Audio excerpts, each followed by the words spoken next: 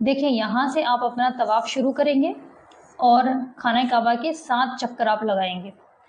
ये 7 चक्कर आपके कंप्लीट होने के बाद यहाँ पर है ये मकाम इब्राहिम।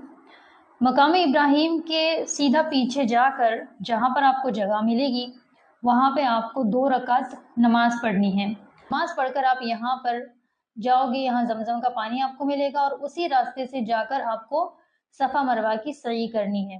जमजम का पानी पीने के बाद आप यहाँ पर आओगे, यहाँ से आपकी सफ़ा मरवा की सई जो है वो शुरू होगी। यहाँ पर आपको 7 चक्कर लगाने होते हैं।